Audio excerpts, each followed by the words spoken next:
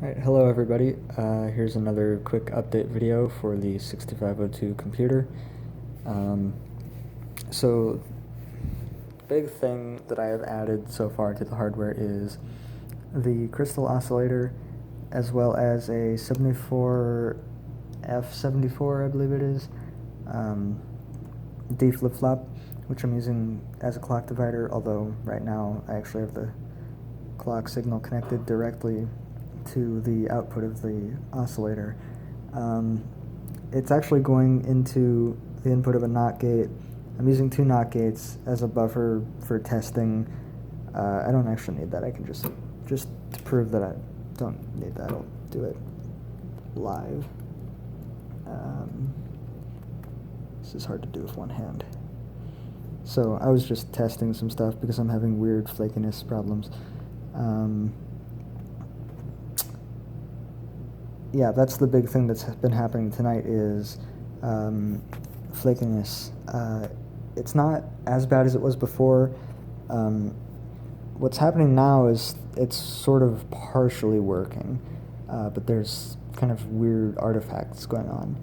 And initially it was only when I used this clock source, but now for some reason when I try to use this guy as a clock, it isn't working at all.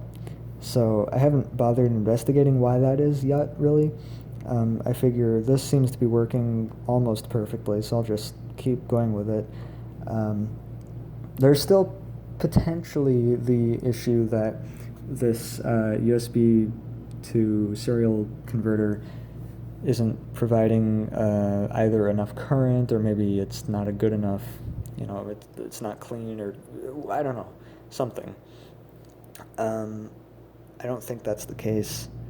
I think it's something to do with the hardware, or maybe even the software, because the other big thing that I was doing last night, back when it was working flawlessly, is I was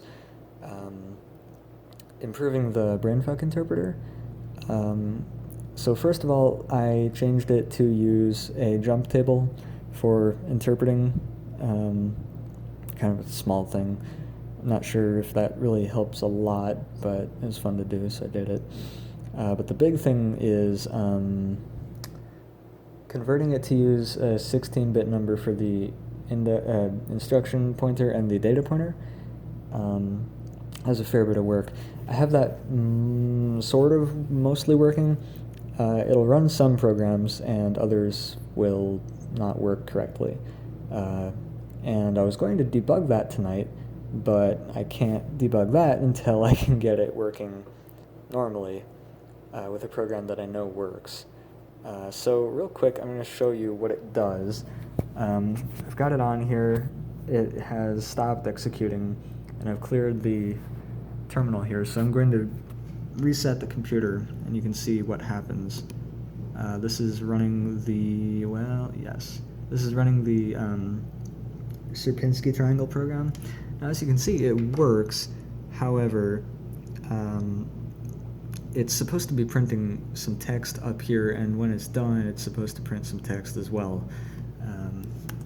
I never thought I'd be recording code with a cell phone, but here we go. Just quickly to show you. As you can see, I have put string for clearing memory and all the different steps that I go through, just so I can see what's going on and where we're at. Mostly for debugging, we're not getting any of that. Although apparently we're getting some unprintable characters. Now, that was connected to the 1 megahertz output from the oscillator. If I connect that to, let's just go for divide by 4, so that should be 250 kilohertz. And if we just run that again, now you can see, instead of an actual string of text, we get just junk characters. But then it works normally. And that's, like I said, 250 kilohertz, so it's, well, a quarter of the speed.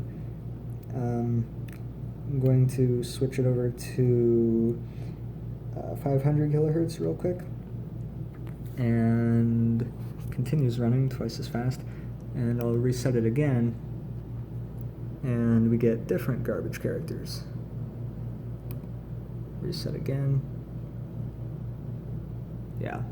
So it's partially working, but there's flakiness, and I have no idea what the problem is.